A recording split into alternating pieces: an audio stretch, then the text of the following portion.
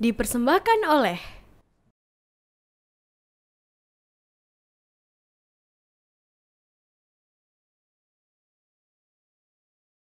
Bismillahirrahmanirrahim, pemirsa TVmu, Assalamualaikum warahmatullahi wabarakatuh. Senang sekali karena program podcast TV Show bisa kembali hadir menemani Anda semuanya bersama dengan saya Vini Alyani. Dan kali ini kita akan membahas topik mengenai Prodi Ilmu Politik, memberikan ruang dan menjadi peluang bagi mahasiswa. Bersama dengan Kaprodi atau Kepala Program Studi Ilmu Politik UMJ, ini ada Bapak Dr. Usni MSI. Assalamualaikum Pak Usni. Waalaikumsalam warahmatullahi wabarakatuh. Apa kabar Pak? Baik. Baik ya? Baik Pak. Alhamdulillah. Nah, kita sekarang mau bahas politik nih Pak. Jadi program ilmu politik ini ternyata bisa memberikan ruang dan menjadi peluang bagi mahasiswa ya Pak ya? Oh iya. Tapi sebelum lebih jauh Pak, kita bahas, boleh jelaskan juga kenapa sih kita perlu belajar ilmu politik? Karena kalau misalnya ilmu politik kan ilmu sosial ya. Misalnya keilmuan lainnya kan kita belajar kedokteran gitu. Nah, kalau belajar ilmu politik, kenapa kita penting mempelajari ilmu politik? Karena kan politik itu identik dengan kepentingan ya Pak ya, siasat ya Pak. Itu Iya. Gimana Pak? Kenapa kita harus belajar politik, Vin ya? Tadi Vini bilang kedokteran, belajar Kan kedokteran. jelas biasanya Iya, ilmu-ilmunya. tapi jangan salah, kedokteran pun juga hasil produk politik itu. Oh iya Pak ya. Loh, belum lama ini kita menyaksikan banyak dokter-dokter itu melakukan gugatan terhadap undang-undang di DPR misalnya. Tentang profesi kedokteran. Iya. Itu kan semua produk politik, dan kepentingan politik itu bukan hanya kepentingan orang sesaat, tapi produknya itu adalah berdampak pada masyarakat luas itu. Itulah pentingnya kita berpolitik. Gitu. Baik. Jadi kalau orang yang alergi terhadap politik itu keliru, karena hampir setiap langkah kakinya itu adalah produk politik. Maksudnya gimana tuh Pak? Ya Setiap misalnya langkah ya? Anda keluar rumah nggak pakai helm, pakai motor, kemudian ditilang. Produknya penilangan itu adalah hasil dari produk politik. Jadi hampir seluruh kehidupan kita tuh, Vin, itu adalah hasil produk politik. Makanya itulah kita pentingnya belajar politik. Karena segmen semua ya kan nggak bisa lepas dari politik. Karena kalau kita tidak paham ilmu politik ataupun juga politik yang ada di masyarakat, kita bisa menjadi korban politik Pak. Nah itulah dia. Makanya jadi gini, kalau melihat fenomena politik di suatu negara itu, Vin ya, kalau dia menguasai teori, kan tinggal diimplementasikan dalam praktek di lapangan ya. Nah, kalau tidak ada kesesuaian antara teori dengan prakteknya, berarti kan harus ada yang diperbaiki teorinya. Oh, ternyata harus ada perkembangan teori ini. Ternyata praktek di zaman sekarang berbeda dengan zaman dulu. Nah, itulah ilmu politik. Jadi setiap perkembangan, bicara teknologi, informatika, itu semua tidak terlepas dari politik. Iya ya. Jadi itu yang Yuk pakai handphone sekarang itu, ya itu produk politik itu. produk politik ya Pak Iya. ya? Karena mempengaruhi keputusan ya. Wah, kau baca grup yang berseliweran di media sosial itu sadar ataupun tidak, ketika kau mau tidur baca itu terpengaruh. Tapi ini seiring kita lihat fenomena juga di masyarakat, ini banyak tokoh-tokoh politik yang terjun di bidang politik, tapi ini mereka tidak memiliki latar belakang keilmuan di bidang politik. Ini gimana menurut pandangan Bapak? Jadi pemahaman soal negara, bukan, kalau dalam pandangan saya bukan soal politiknya. Kalau politik kan cuma tadi ini bilang cara, siasat dan sebagainya. Tapi kalau bicara soal negara, pengelolaan negara, itu memang harus banyak elit politik itu yang mengerti masalah negara. Jadi negara itu kan dari berbagai apa istilahnya itu latar belakang. Ada yang berbasis hukum, kemudian ada yang ekonomi, kedokteran dan sebagainya. Tapi ketika dia menjadi sebuah produk politik, maka lingkaran dia itu jadi negara. Nah, dalam hal mengambil kebijakan, ketika dia tidak memahami bagaimana mengelola negara, ya seperti saat ini yang kita lihat. Iya. Nah, itulah pentingnya kita belajar ilmu politik agar mereka itu memahami bahwa ternyata negara Indonesia adalah ini gitu. Jadi tepat gitu ya Pak ya. Baik. Nah, kalau Bapak lihat juga fenomena politik saat ini di Indonesia tuh seperti apa sih Pak dinamikanya? Ya kalau dinamik kita kan apalagi menjelang tahun politik ini ya, apalagi sebentar lagi tahun politik. Iya, tahun politik tuh. 2024. Itu kan wah, itu apa ya namanya, saya bilang pestanya rakyat gitu ya.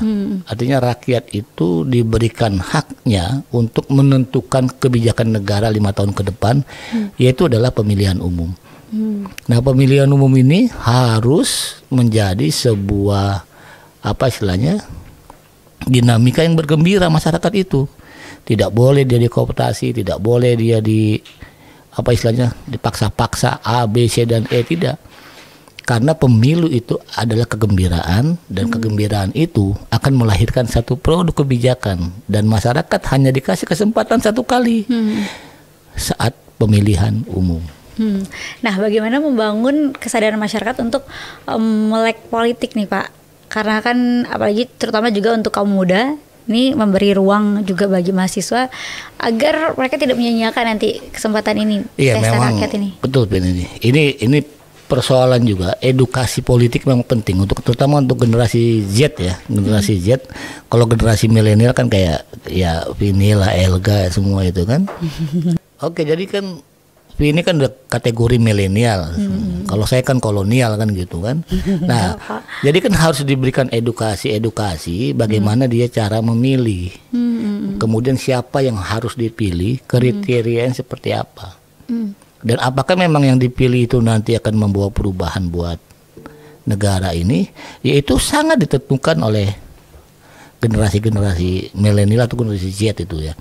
Karena sekarang persentasenya sangat besar, 50% dari 200 juta penduduk atau pemilih nanti itu sekitar 80%, 80 jutaan itu generasi-generasi yang memang harus diedukasi, harus diberikan pencerahan politik, bagaimana dia harus berpartisipasi dan sebagainya. Ya baik. Tapi ini masih ada juga pendapat di kalangan masyarakat yang berpendapat sepertinya tidak ada perubahan yang signifikan nih kalau kita memilih gitu kan, misalnya Pak ya, terutama terkait dengan perubahan secara pribadi misalnya yang terasa nyata gitu. Nah, sehingga banyak yang apatis gitu. Nah, ini bagaimana menurut pendapat Bapak? Tidak boleh juga apatis. Jadi dampak politik itu, dampak dari kita memilih, ya itulah dia resikonya. Makanya saya sampaikan, masyarakat itu diberikan satu kali kesempatan untuk terlibat dalam membangun kebijakan negara. Dengan apa? Dengan memilih dalam pemilihan umum. Maka pilihlah dalam pemilihan umum memang membawa harapan dan juga membawa perubahan ke depan buat dirinya dan juga buat bangsa dan masyarakat Indonesia. Nah, itu perlu diedukasi memang seperti itu. Sehingga apatis itu tidak ada di generasi milenial, apalagi di generasi Z gitu. Gitu, Pin. Baik. Jadi ternyata itu kesempatan yang satu kali tapi bisa merubah kebijakan negara. Yang mana sebenarnya itu mempermudah hidup kita ya Pak ya. Iya, betul. Satu kali kau salah, 5 tahun kau menderita atau kau 5 tahun kau berbahagia gitu. Sama halnya ketika menentukan jalan hidup kita lah. Satu kali diberikan kesempatan, kan nggak mungkin kesempatan itu 2 kali datang gitu. Jadi memang harus melek politik ya Pak ya, jangan apatis ya Pak. Harus melek lah. Harus ya. Iya. Baik. Nah, ini kaitannya dengan program studi ilmu politik. Ini sebenarnya apa sih yang ditawarkan dari program studi ilmu politik ini Pak? Jadi kalau di program studi ilmu politik itu, ini unik ya. Kenapa saya katakan bahwa mahasiswa politik itu kita berikan dia ruang untuk mengembangkan dirinya, yang kemudian itu akan menjadikan peluang buat mahasiswa-mahasiswa ilmu politik. Nah, itu yang selama ini dibangun oleh program studi ilmu politik. Ruangnya itu apa? Ruangnya itu apa? Iya. Ada 3. Apa tuh Pak? Yang pertama, mempersiapkan mahasiswa itu. Ketika dia baru masuk dunia kampus politik di FISIP UMJ, maka dia harus dipersiapkan itu. Persiapkannya dengan apa? Dengan materi-materi teori yang memang harus dipahami oleh para mahasiswa. Nah, itu berjalan 1-3 semester. Nah, masuk semester 4, kita masuk pada mengembangkan dirinya. Masih dalam tataran ruang gitu. Nah, kenapa dia harus dikembangkan? Dia tidak mungkin hanya punya teori, tapi dia juga harus bisa mengembangkan teori itu sehingga menjadi potensinya dia bisa terlihat itu. Nah, kebiasaan kita tuh di masa politik ada yang potensinya akademis, ada yang non akademis. Jadi kita bisa mengarahkan dia. Nah, baik. Nah ini menarik. Ada potensi akademik dan ada non akademik. Nah ini yang akademis ini seperti apa, yang non akademis ini seperti apa. Tapi simpan dulu ya Pak ya. Kita akan bahas lebih dalam lagi di segmen selanjutnya. Pemirsa jangan kemana-mana. Tetap bersama kami akan kembali sesaat lagi. Pemirsa, kembali lagi dalam podcast TV Show. Kali ini dalam episode program studi ilmu politik memberikan ruang dan juga menjadi peluang bagi mahasiswa. Bersama dengan Bapak Husni nih. Pak, lanjut lagi nih Pak Husni. Tadi Bapak bilang kalau belajar ilmu politik itu ada potensi akademis dan non akademis. Nah itu apa aja tuh Pak? Oke, gini. Tadi kan tahap pertama kita mempersiapkan. Setelah mereka dipersiapkan secara teori, secara awal dasar-dasar basic politik, maka kita tuh sebagai prodi itu bisa mengklaster, mengklasifikasikan, oh ternyata ini si B, si C ini kayaknya dia lebih menonjol potensi non akademiknya, atau si B ternyata lebih menonjol potensi akademiknya. Dengan apa? Dengan ketika kita memberikan mereka di awal. Ketika semester itu, semester 4, semester 5 sudah terlihat potensinya dia. Oh ternyata ini si A lebih berpotensi mengembangkan dirinya di dalam non akademik. Misalnya kemarin di SEA Games itu ada Riana. Di Riana kemudian ada juga Mutia. Kemudian di bidang sepak bola dan banyak di bidang musik pun juga ada. Sampai sekarang masih di musik. Nah kemudian di bidang akademik, ya mereka akan kita upayakan untuk melakukan edukasi penulisan ilmiah, jurnal dan opini-opini di media. Dan kemudian juga mereka yang yang akademik itu akan kita arahkan kepada aktivitas-aktivitas kemahasiswaan atau aktivitas-aktivitas kepartaian. Tapi mereka sudah punya bekal tuh.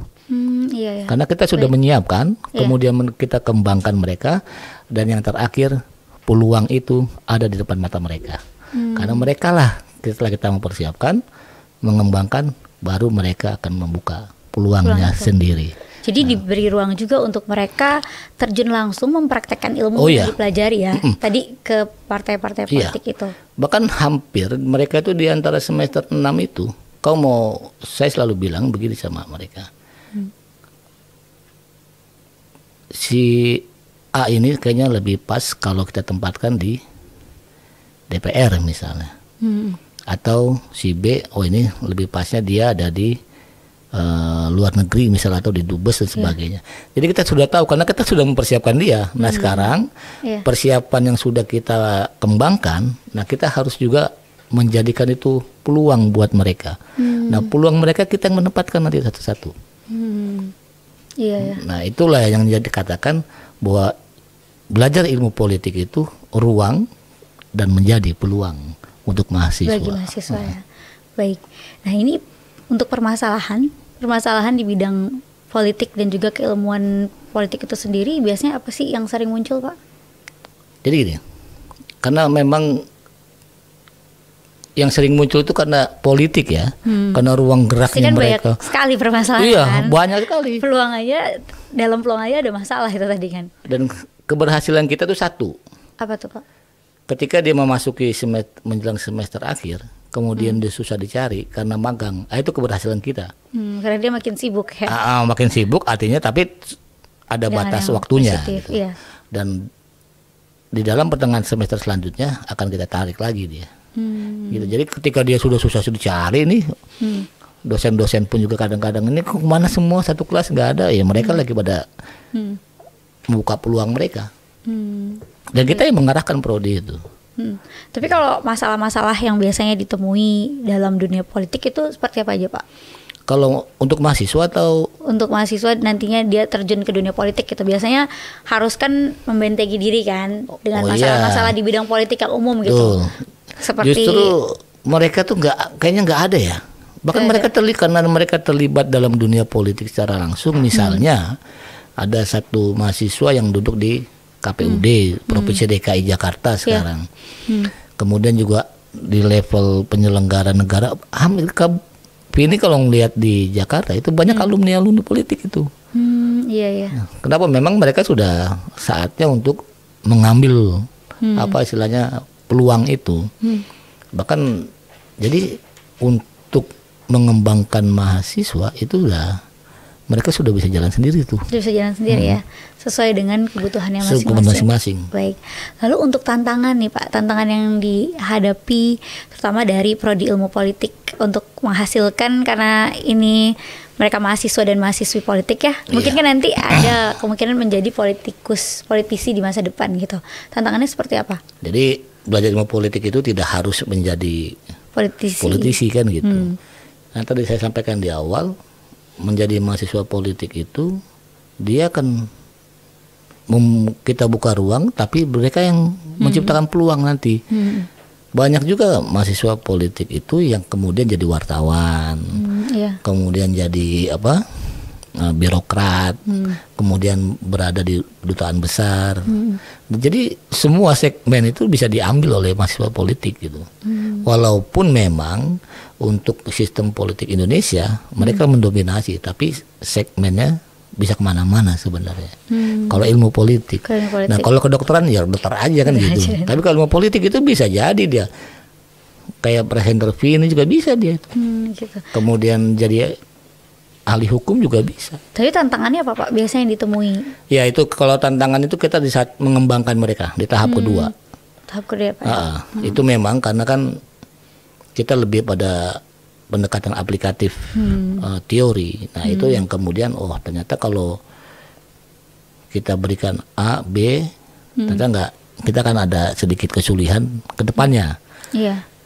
Kalau kita bikin C, maka kita harus opsi ini. Nah itu ketika mengembangkan, sebelum kita arahkan mereka untuk menciptakan peluang, nah itu yang agak rumit memang di situ tantangannya. Di situ ya. Tahap kedua itu. Tahap kedua aja untuk menyamakan gambaran secara umum ya, ataupun juga persepsi tadi itu. Dan juga ini terkait ilmu politik ini Pak. Tadi kan itu tantangan. Udah kira-kira solusi apa sih yang ditawarkan dari program studi ilmu politik ini kepada mahasiswa dan juga untuk masyarakat umum nantinya dari lulusan-lulusan program studi politik ini? Jadi program studi ilmu politik ini kita kan memang membangun karakter mahasiswa ya. Karena ada kewajiban kita sebagai pengelola perguruan tinggi di Muhammadiyah itu bagaimana mencetak kader-kader Muhammadiyah atau kader-kader bangsa atau kader ilmu politik itu berdasarkan 3 prinsip tadi itu. Kalau di politik, yang pertama dia adalah ahli dalam politik Indonesia, kemudian hubungan internasionalnya, dan yang terakhir adalah kita nggak pernah lupakan al-Islam dan kemuhammadiyahannya. Nah, itulah yang menjadi bagaimana ketiga elemen itu terintegrasikan kepada setiap mahasiswa. Nah, itu yang menarik saya bilang di prodi politik itu. Jadi 3 hal itu tadi yang ditawarkan ya, solusi yang ditawarkan ya. Karena ini kita lihat juga nih Pak, politik itu kan terutama untuk di kalangan partai politik ataupun juga politisi ya, tidak luput jadi dari misalnya ada penyimpangan-penyimpangan dalam hal politik seperti misalnya korupsi gitu. Nah ini apa yang salah sih? Apakah karena dari pendidikannya atau pribadi politisi itu sendiri atau bagaimana? Ini ya, nah ini kalau bicara korupsi memang kalau orang bilang ya Vin ya, ini soal kesempatan aja kali ya. Kesempatan. Ya kalau misalnya kalau dia berpolitik, siapapun juga bisa menjadi politisi, tapi dia belum tentu memahami ilmu politik, kan itu. Nah untuk mahasiswa politik misalnya, ketika dia menghadapi orang-orang yang seperti itu, dia pasti bisa jawab. Kenapa? Karena dia sudah diberikan al-Islam dan kemuhammadiyahannya. Tidak boleh Anda korupsi. Berbeda ketika kita berhadapan dengan politisi praktis misalnya. Satu itu. Yang kedua, untuk mahasiswa politik ya, mereka tahu aturannya bahwa korupsi itu adalah melanggar undang-undang. Nah itu juga mereka kan bisa apa istilahnya menilai korupsi itu salah. Jadi 2 komponen itu memang mereka. Apakah sekarang apa istilahnya menjadi sebuah hal yang biasa politik, bahkan akan menjadi hal yang luar biasa gitu kan. Hampir semua penyelenggara negara itu melakukan korupsi nantinya ke depan. Takutnya kan seperti itu. Maka haruslah dibarengi dengan pemahaman ilmu-ilmu politik. Apalagi di Muhammadiyah. Kita pun juga diberikan bagaimana politik secara Islam. Jadi bentengnya itu ya Pak ya, agar nanti ketika terjun para mahasiswa ini terhindar dari hal-hal negatif seperti itu. Baik, ini menarik sekali. Kita akan bahas lebih dalam nih Pak ya tentang politik dan juga peluang mahasiswa di bidang politik. Tapi kita lihat dulu nih yang satu ini, pemirsa jangan kemana-mana. Kita akan kembali sesaat lagi. Pemirsa, kembali dalam podcast TV Show dalam episode Prodi Ilmu Politik memberi ruang dan juga menjadi peluang bagi mahasiswa bersama dengan Bapak Usni. Ini Kaprodi dari Program Ilmu Politik UMJ ya Pak ya. Iya. Nah, Pak, politik itu sebenarnya sesuatu yang menggelitik ya Pak ya untuk dibahas gitu. Dinamis ya. Dinamis ya Pak ya. Nah, sebelum bahas tentang politik di UMJ ini ada istilah juga yang sering kita dengar ya terkait dunia politik. Itu biasanya di politik itu kan tidak ada teman ataupun lawan yang abadi ya Pak ya, yang ada kepentingan abadi. Nah, bagaimana mahasiswa UMJ ini menyingkapi slogan dalam dunia politik seperti ini agar tetap berada di koridor yang benar gitu Pak? Iya. Nah, ini itu yang disampaikan tadi adalah mereka yang secara praktis memang politisi. Kan gitu. Tetapi kalau mahasiswa politik itu tidak boleh dia berpikir seperti itu. Kalau bicara politik maka bicara sebuah negara. Kalau bicara sebuah negara maka dibicara seluruh masyarakat negara itu. Jadi tidak boleh kalau di mahasiswa politik itu dia berpikiran seperti orang praktisi politik. Ya jelas itu fakta. Sekarang kalau kita bicara politik ya kepentingan abadi iya kalau kita masuk dalam ranah politik praktis. Tetapi kalau di kalangan mahasiswa tidak boleh mereka berpikir seperti itu. Kalaupun nanti mereka menjadi politisi tidak boleh. Karena mereka sudah diberikan pemahaman bagaimana dia mengelola negara dan bagaimana dia harus bersikap menjadi seorang politisi. Mengelola negara secara benar. Fondasinya itu tadi ya Pak ya. Bahkan saya sering mengatakan begini.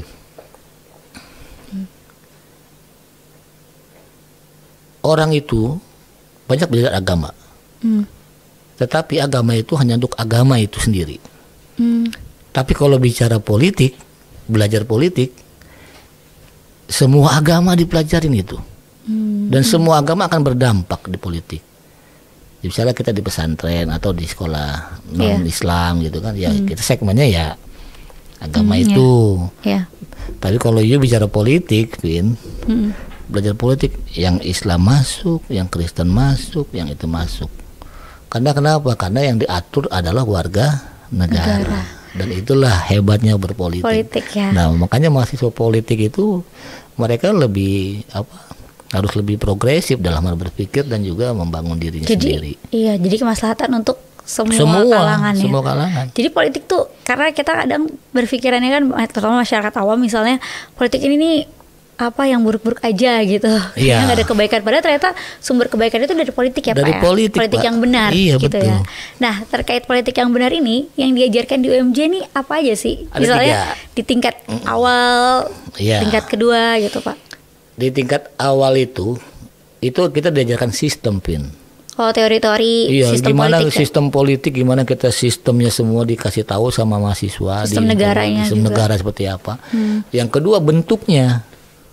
Bentuk? Iya, bentuk proseduralnya seperti apa, kemudian bagaimana dengan bentuk teknis di bawahnya gitu. Dan yang nggak boleh ketinggalan itu nilai. Nilai apa tuh? Ya nilai-nilai keagamaan, nilai-nilai masyarakat itu juga menjadi bagian dari ilmu politik, Fit. Gitu ya. Iya. Makanya di Indonesia itu ada sistem ada sistem negara, ada bentuk negara, dan ada nilai negara. Maka kita kenal Pancasila tuh, Fit. Kalau sistem kita apa? Ya harusnya Pancasila gitu kan. Pancasila. Karena kan nilai dasarnya di Pancasila. Falsafahnya gitu. Nah, itulah yang diajarkan juga oleh mahasiswa. Nah, ketika tahap awal ini mereka terbentuk, itu ke depan akan. Berarti termasuk juga sistem-sistem politik di partai-partai. Oh iya, semua. Sehingga nanti mereka bisa memilih mana nih yang cocok kalau mereka mau jadi praktisi ya. Cocok untuk mereka. Plus minusnya dari partai nasional, partai Islam mungkin ya.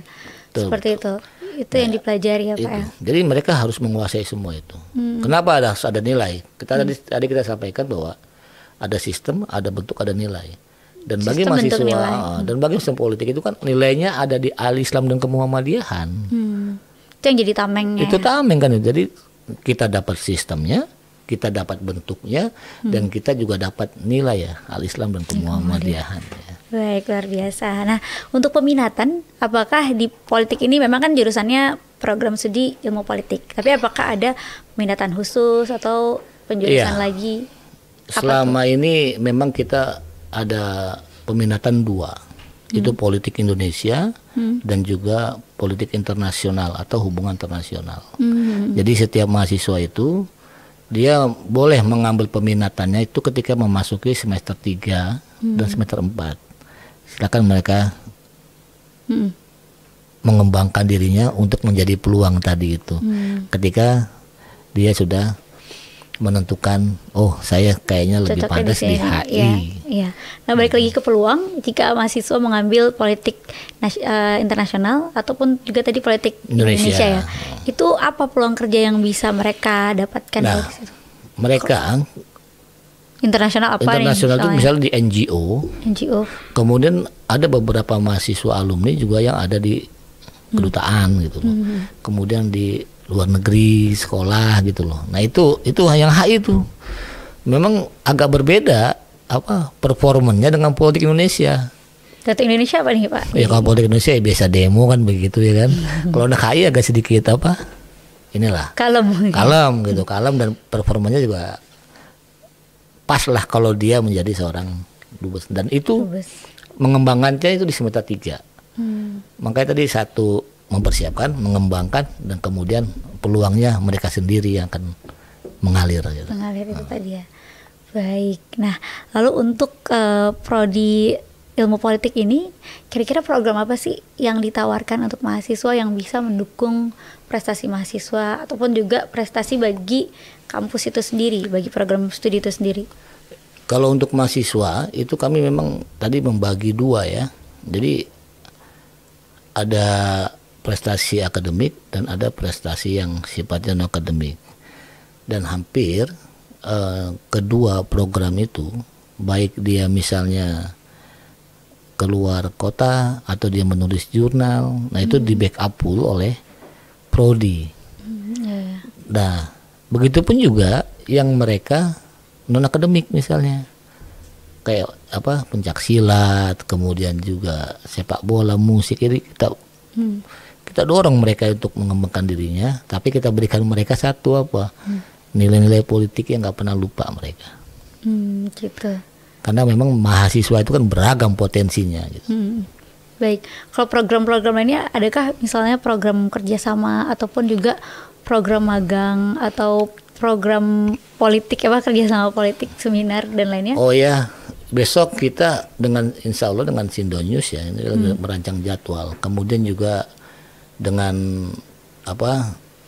negara-negara di Asia itu, dan kemarin juga dengan Timur Leste.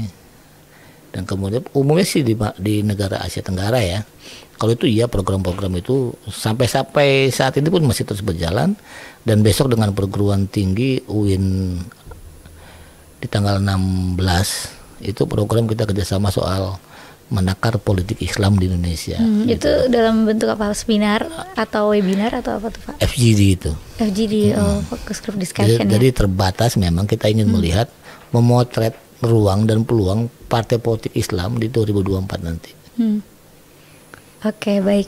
Nah, kira-kira agenda yang akan dijalankan yang sudah berjalan mungkin sukses dari prodi ilmu politik ini apa? Kalau yang sudah berjalan tuh banyak, saya harus menginventarisir dari mana ini. Yang kira-kira yang paling berkesan Pak, paling besar misalnya. Yang paling besar ya kemarin misalnya mahasiswa kita jadi mendapat 2 medali toh. Iya itu ya Pak ya. Si Riana dan juga kemudian juga kemarin Mutia juga dapat 2 kali itu juga prestasi yang sifatnya non akademik kan gitu. Ya. Dan kemudian juga diskusi dalam bahasa Inggris. Kemarin juga kita masuk diskusi politik di 5 besar Jakarta itu ya. Iya. Itu juga satu prestasi yang luar biasa gitu. Ya. Baik. Nah, kita ingin tahu juga nih Pak, karena politik itu kan tidak lepas antara tadi teori dan juga praktek ya di lapangan. Ini untuk dosen-dosennya gimana? Apakah juga dibekali oleh ada politisi gitu yang mumpuni juga ikut mengajar? Tapi simpan dulu Pak jawabannya Pak. Kita akan lanjutkan di segmen berikutnya. Pemirsa jangan kemana-mana, kami akan kembali, tapi kita lihat dulu yang berikut ini. Pemirsa, terima kasih masih bersama kami dalam podcast TV Show. Kali ini kita membahas mengenai Prodi Ilmu Politik memberi ruang dan juga kesempatan jadi peluang bagi mahasiswa. Nah, kita lanjutkan kembali bersama Kaprodinya nih dari Prodi Ilmu Politik, yaitu Bapak Usni.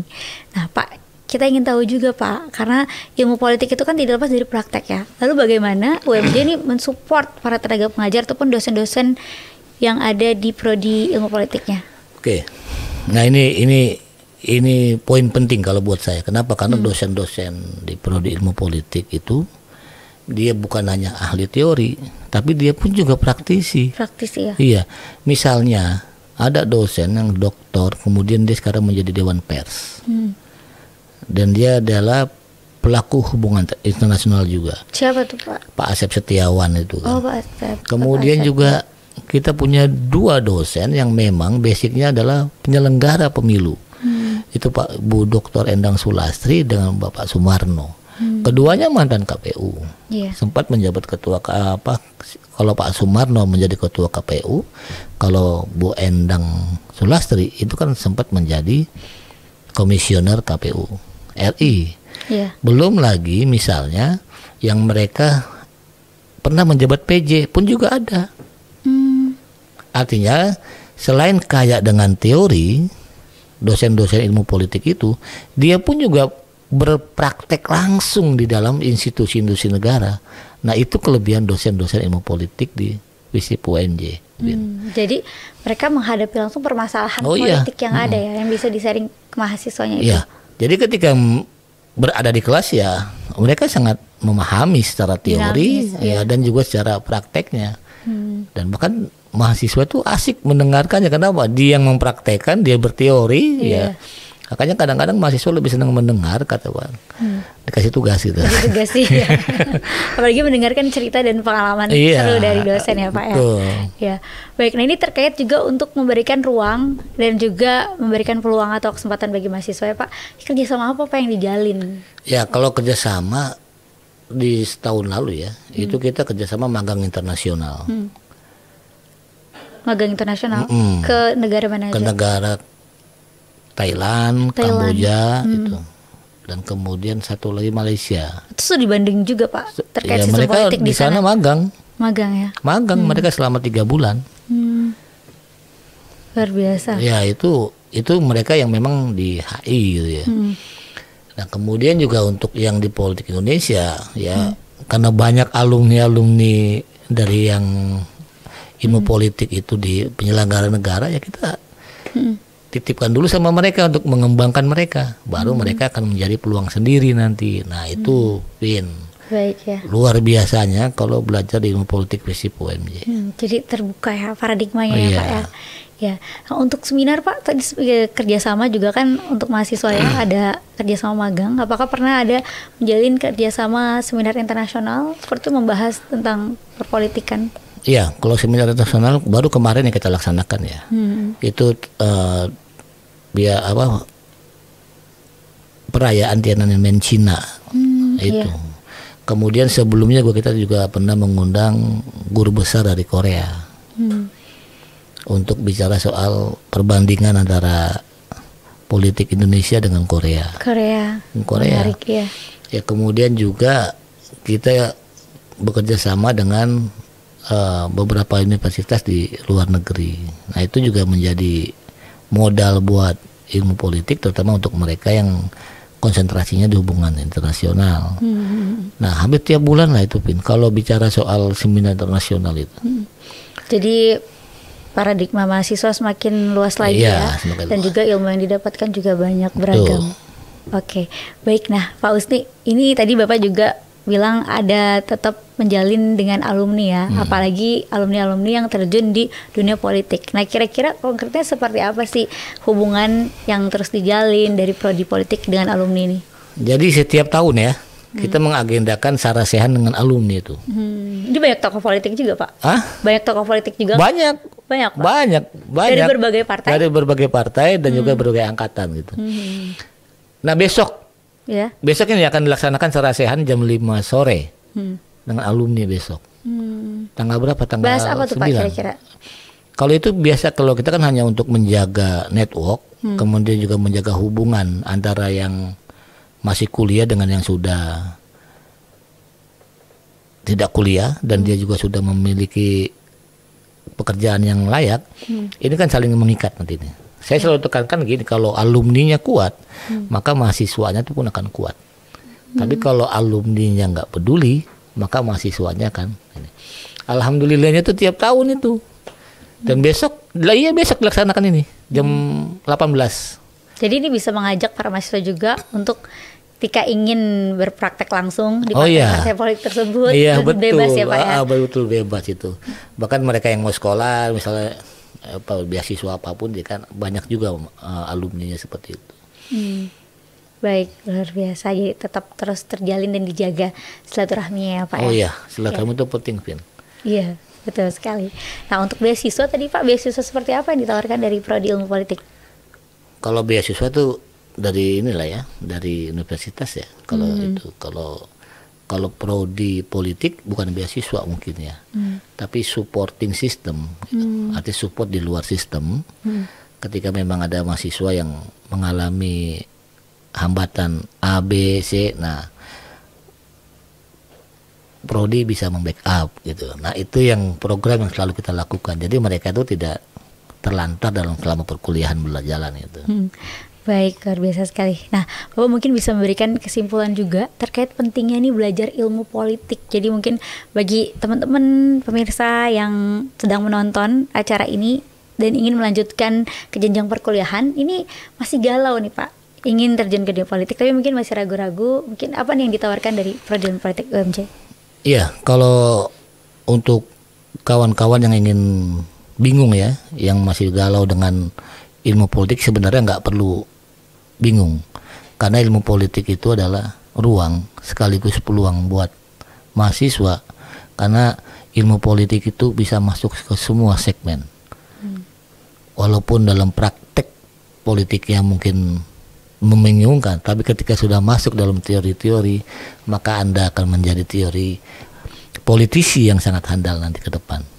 Nah, itu yang bisa kita tawarkan pada mereka, sehingga prodi ilmu politik itu sekali lagi akan menciptakan mahasiswa-mahasiswa yang memahami sistem, bentuk dan juga nilai-nilai al-Islam dan kemuhammadiyahan. Baik. Begitu, Pin. Ya, baik, luar biasa. Terima kasih Pak Usti. Jadi ilmu prodi politik ini menawarkan bahwa mahasiswanya tidak hanya menjadi seorang politisi, tapi juga menjunjung tinggi ilmu al-Islam dan juga kemuhammadiyahan gitu tadi ya. Nah, satu lagi nih Pak, kira-kira untuk fasilitasnya dan juga sarana prasarana yang menunjang seperti apa sih yang ada di UNJ, Pak? Kalau di prodi politik itu kita punya ruang sidang sendiri. Ruang sidang sendiri. Oh iya, jadi kalau mau sidang skripsi, sidang seminar, proposal, kita sudah punya ruang sendiri. Tidak. Nah kemudian juga kita punya lab dan perpustakaan sendiri.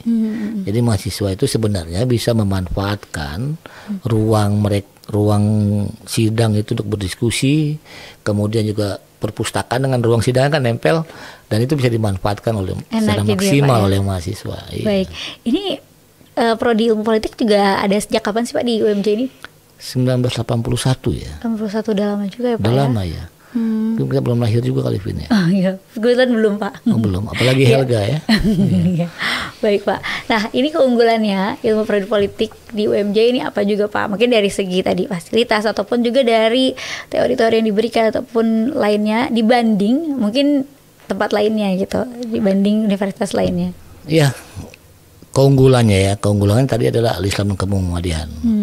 Dan juga pendalaman dalam hal politik Indonesianya itu lebih dalam. Dan yang ketiga itu adalah dosennya pun juga memang praktek langsung. Nah itu yang menjadi kelebihan gitu. Artinya mereka tidak berteori, tapi mereka juga menjadi bagian dari teori itu dan menjadi bagian dari uji teori itu. Dosen-dosen ilmu politik itu. Jadi banyak sebenarnya itu yang bisa ini.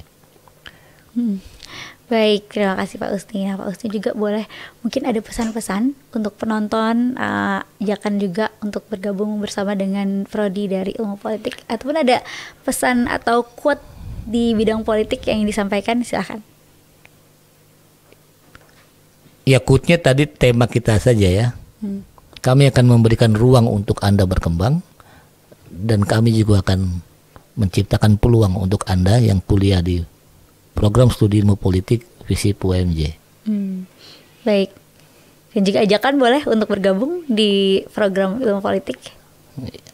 Ya kalau mereka nggak mau bergabung, ya rugi juga mereka. Rugi ya. Itulah. Malah jadi tertantang ya Pak ya. Jadi politik itu menantang. Jadi orang belajar ilmu politik itu orang yang punya nyali gitu. Punya nyali ya. Nggak perlu dipaksa-paksa. Nggak tapi perlu. Tapi justru terserah. Tapi malah mereka makin tertantang dengan hal itu ya Pak ya. Vin, coba kau lihat berapa jumlah penduduk Indonesia, Vin? 271 juta penduduk Indonesia. Berapa orang yang jadi presiden? Cuma satu. Berapa orang yang jadi anggota DPR? Ya sedikit. Cuma lagi 567. Berapa anggota DPD-nya? 44. 143. Ya kan? Iya. Sedikit. Itulah politik. Karena politik itu akan menciptakan elit-elit negara dimanapun juga berada. Baik, luar biasa sekali.